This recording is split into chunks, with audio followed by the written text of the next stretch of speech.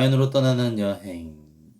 해안지형의 형성입니다. 바다와 육지의 하모니, 해안지형. 자, 여러분들, 이 harmony 무슨 뜻인지 알죠, 여러분들? 조화를 이루다 이런 뜻입니다. 바다와 육지가 조화를 이루는 해안지형에 대해서 살펴보도록 하겠습니다. 자, 세계적으로 유명한 해안지역의 경관을 살펴보고 이를 통해 주요 해안지형의 형성 원인을 파악할 수 있다. 그래서 이제 해안지역 상당히 경관 멋있죠? 이런 경관들이 어떻게 생겨났는지 그 원인을 한번 파악해 보도록 하겠습니다. 자, 해안지역, 암석해안과 모래해안으로 구분을 하는데요. 크게 두 가지로 구분한다는 사실 기억해 두시고요. 자, 맹그로브 숲을 지켜주세요. 저는 남태평양 피지섬에 맹그로브 숲에 사는 진흙개입니다. 피지섬. 피지섬 하니까 예전에 트루먼 쇼라는 영화가 기억이 나는데요. 그 주인공이 이 섬을 가고 싶어 하는 거죠. 피지섬. 이 피지섬은 어떤 섬이냐면 맹그로브 숲을 포함하고 있습니다. 상당히 휴양지로 상당히 유명한 섬이기도 하고요. 주로 열대기후 지역의 해안에 분포하는 나무들이 물속 깊숙이 뿌리를 내리는 것이 특징이라고 얘기를 하고 있습니다.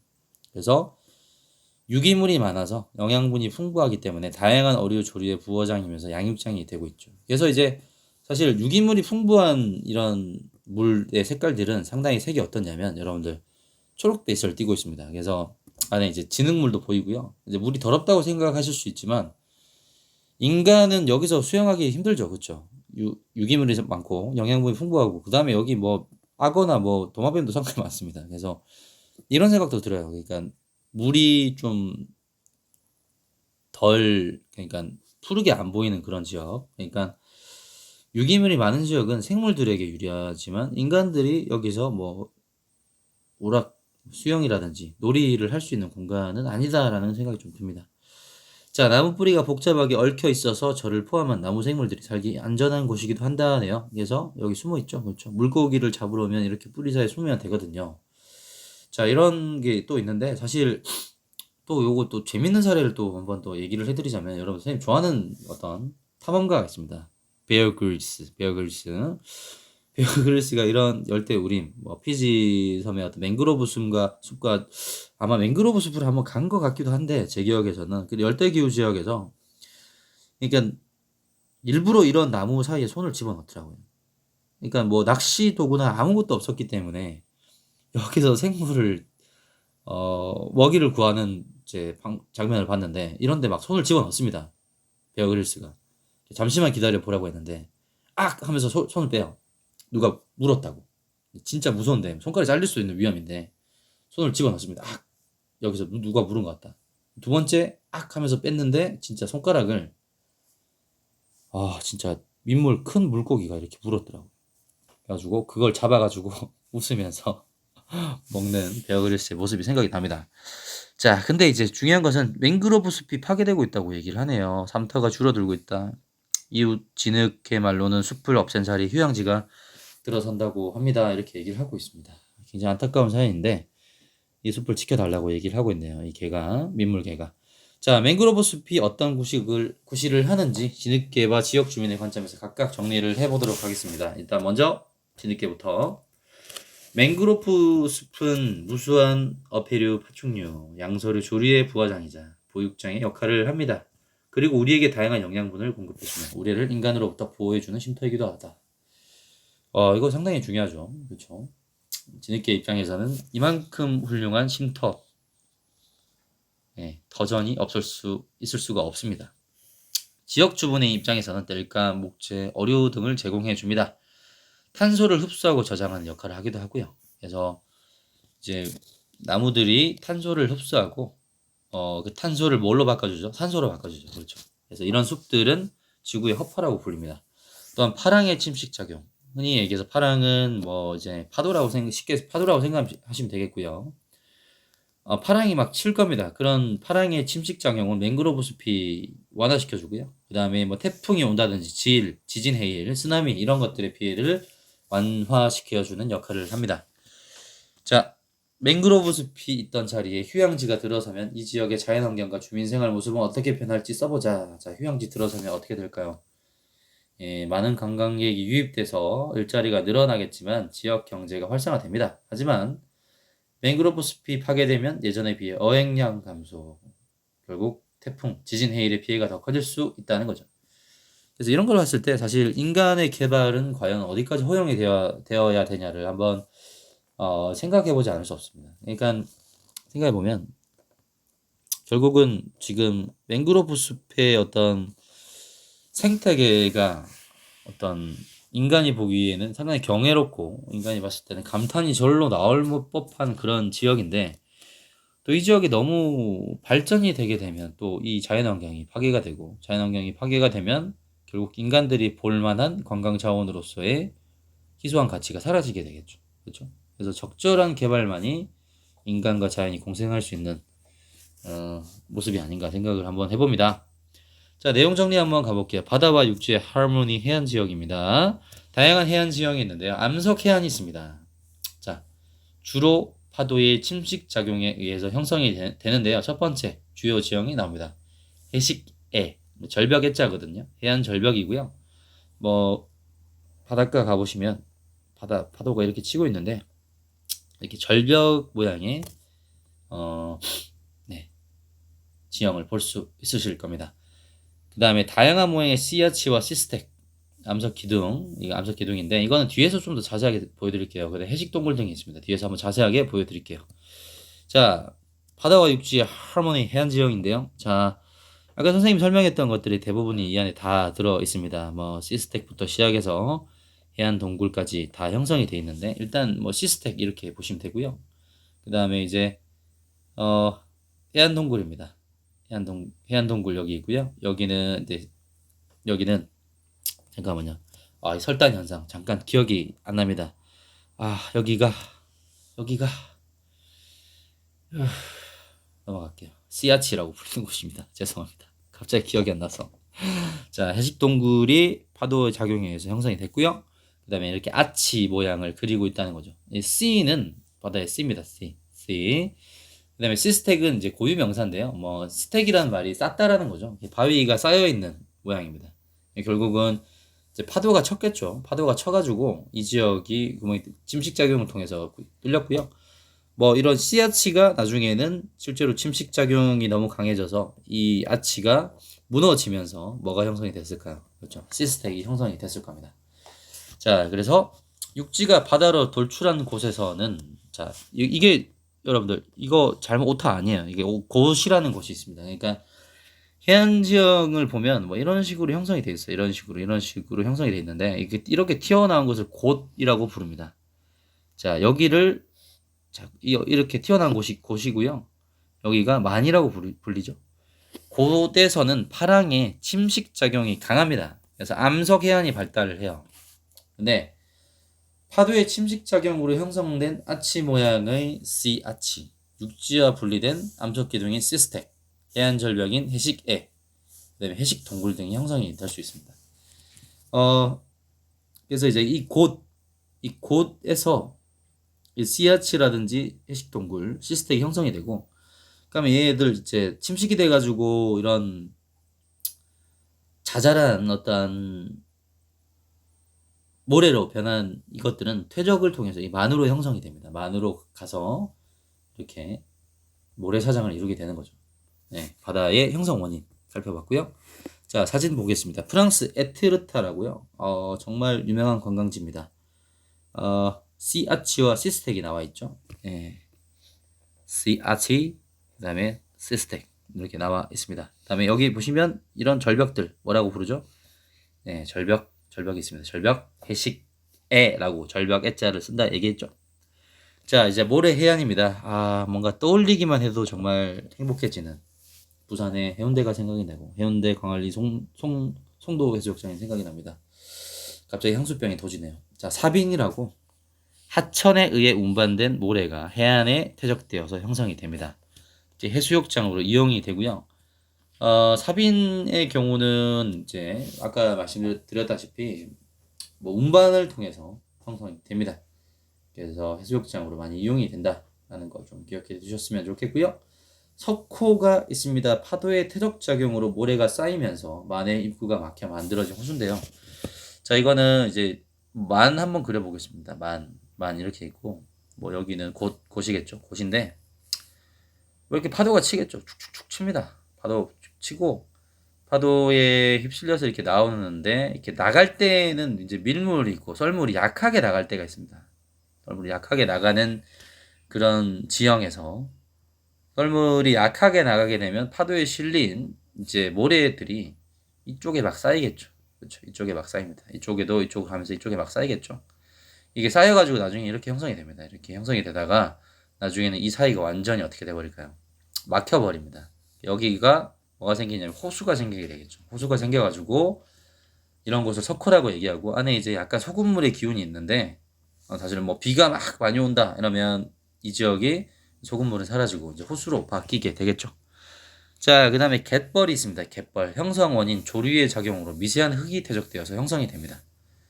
자, 이거는 중요한데 밀물 때 물에 잠기죠, 그렇죠? 밀물 때 물에 잠기고 썰물 때 육지로 드러납니다. 선생님 좀 좋아하는 프로그램이 있는데 안 싸우면 다행이야. 보면 안정환 선수, 전 선수가 갑니다. 그 어떤 섬 이런 데를 가는데 이런 섬을 가면 파도가 많이 치는 지역의 이 지역은 여기 뭐 해식해라든지 가파른 어떤 지형이 형성되는데 파도가 적게 치는 지역 여기서 많이 치고 이렇게 돌아 나가겠죠. 파도들이 여기는 이제 파도가 안 세다는 겁니다. 그러면 이렇게 돌아 나가면서 퇴적물들 여기에다가 막 쌓겠죠. 그렇죠? 그래서 이 지역이 뭐가 된다? 바로 예, 여러분들 갯벌이 됩니다. 갯벌은 진짜 엄청난 생태계의 자원이자 보고가 되죠. 그렇죠? 선생님 최근에 이제 영화 뭐 방역 지침을 뭐 영화 관련해서 뭐 좀 소개를 좀 드리자면 뭐 자산어부라는 영화가 나왔습니다. 자산어부 흑산도에 나오는 영화인데 흑산도는 섬입니다. 뭐 보시면 아마 거기에도 이제 죄송합니다. 이거 정확한 정보가 아니기 때문에 일단 넘어갈게요. 이제 자산어부 영화 설명 좀 해주려고 했는데 거기 자산 그러니까 여러 가지 어떤 해적 어류들에 대한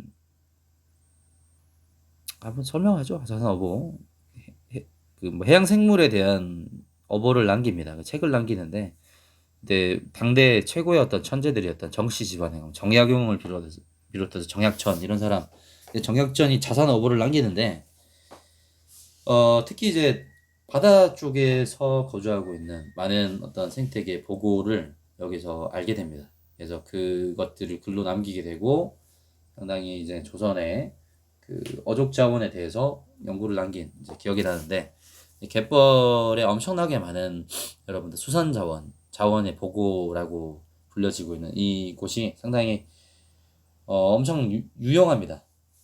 그래서 최근에 이제 충남 태안 매드맥스라고 굉장히 많은 이제 그 뭡니까 트랙터들이 그 갯벌을 막 가로지르는 장면을 봤는데 학교 가면 한번 보여드리겠습니다. 매드맥스라는 영화 보셨는지 모르겠지만 자, 이거 15금인가요? 그랬으면 여러분 못 봤을 수도 있습니다. 죄송합니다. 자, 모래 해안이 있습니다. 석호, 브라질의 리우데자네이루, 오른쪽에 사빈이 있는데 필리핀의 보라카이마. 보기만 해도 갑자기 여행을 떠나고 싶은 이 충격, 이런 어떤 충동. 네, 정말 멋지네요. 여기 누워 있으면 어떨까요? 여기 선생님 누워가지고 이렇게 또 혼자 가면 안 되겠죠. 여기 또 여자친구 생기면 또 같이 가가지고 또 이렇게 신혼여행을 가도 좋고 아무튼 상당히 좋은 곳이 아닌가 생각됩니다. 브라질의 소코. 그렇죠. 여기가 많이였는데 이게 닫히면서 소코가 형성이 되었습니다. 이런 지역은 굉장히 큰 관광 자원이 되겠죠. 자, 석고와 사비는 모래 해안의 대표적인 지형이다. 석고는 바다의 퇴적 작용으로 모래가 쌓이면서 바다 일부가 막혀 만들어진 호수이다.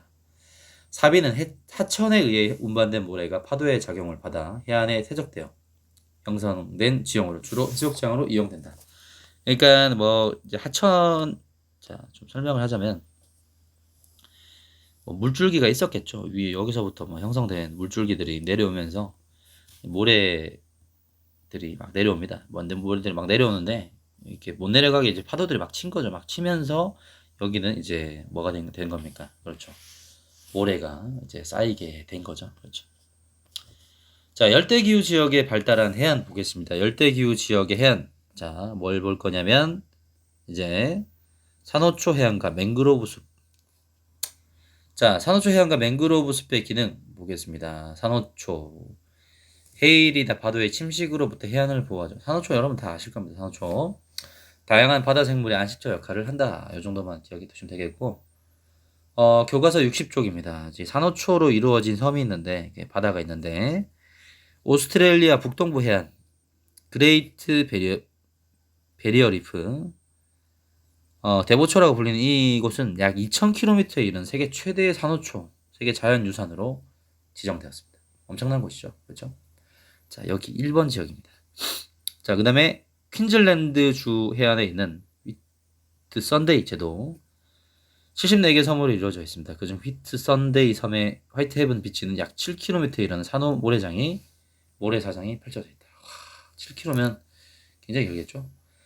자, 그 다음에 3번입니다. 빅토리아 그레이트 오션 로드는 기둥 모양의 해안 절벽. 보시면 여기 해안 절벽도 있고요. 그 다음에 여기 시스텍도 있죠. 그렇죠? 시스텍 보시면 있고, 현재 8개만이 남아 있습니다. 그러니까 여기 12사도 밥이라고 이제 얘기를 하는데, 뭐 예수의 제자의 수를 이제 12제자라고 얘기하죠. 그래서 12사도의 밥이라고 얘기를 했는데, 이제 파도에 깎여가지고 8개만 남았습니다. 이름 이렇게 지으면 안 될 것 같아요.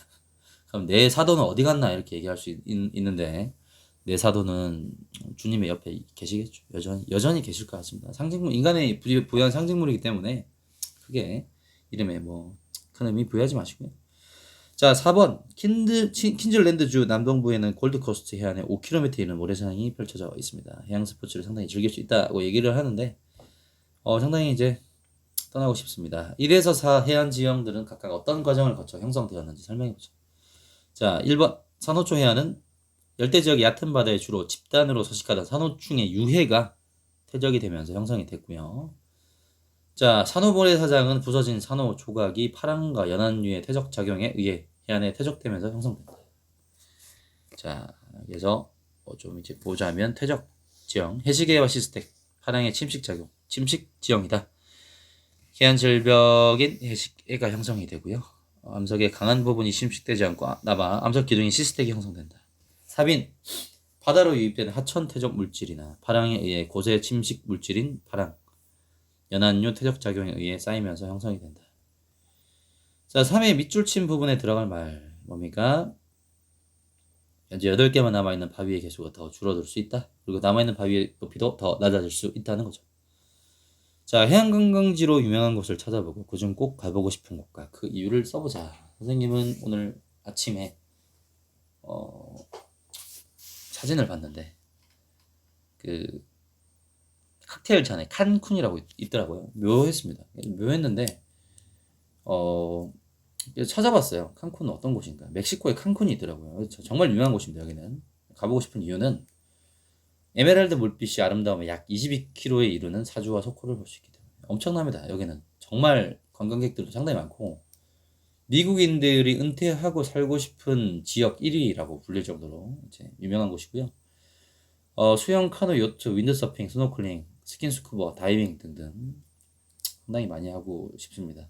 선생님 이제 이거 제일 좋아요. 이거 사실 윈드서핑 가장 좋아하고 그 2번 타봤는데 좀 일어서기도 합니다. 뭐 선수들처럼 이렇게 확 왔다 갔다 할 수는 없지만 그래도 윈드서핑 상당히 좋아하고 스노클링도 좋죠. 바다 안으로 들어가가지고 이제 물질 한번 해보고 싶고 스킨스쿠버도 스킨스쿠버 다이빙 굉장히 엄청나게 깊이 들어가는 거죠. 그렇죠? 스킨스쿠버 다이빙. 그래서 상어 만나면 안녕하고 인사하고 올라오도록 하겠습니다. 살아 돌아오기를 좀 기도해 주시고요. 자, 암석해안의 주요 형성 원인은 파도의 무슨 작용입니까? 침식 작용이죠. 아유 죄송합니다. 조류의 작용으로 미세한 안 본 것처럼 미세한 흙이 퇴적되어 생긴 지형을 뭐라고 부른다? 갯벌이라고 부릅니다. 영어 아닙니다. 갯벌. 자, 우리나라에 특히 갯벌이 엄청나게 발달되어 있어요. 그래서 세계적으로 이 협약이 있습니다. 이런 습지 보호를 위한 협약이 있는데 그게 람사르 협약이라고 있어요. 그래서 나중에 여러분들 배우실 거고요. 3번 암석해안과 모래해안의 지형을 보기에서 골라 기호를 써보자. 암석부터 골라보세요. 딱딱해 보이는 곳 뭡니까? 디귿 리을 비읍이죠. 해식계 시스텍 해식 동굴. 자, 모래해안은 두 가지죠. 사빈과 석호입니다. 석회 동굴은 이제 관련이 없고요. 석회질과 관련된 석회 지형과 관련된 지형이기 때문에 모래해안 지역과는 관련이 없습니다. 자, 석회 동굴 같은 경우는 이제 터키에 굉장히 유명한 지역이 있는데 나중에 한번 보여드리도록 할게요. 자, 그래서 자연으로 떠나는 여행 이렇게 해안에서 살아가는 해안지형의 형성 첫 번째 시간 마무리했습니다. 자, 유익하게 도움이 되셨다면 여러분 좋아요 한번 눌러주시면 감사하겠습니다. 여러분들 열심히 공부하셔서 성적도 쑥쑥쑥 파이팅!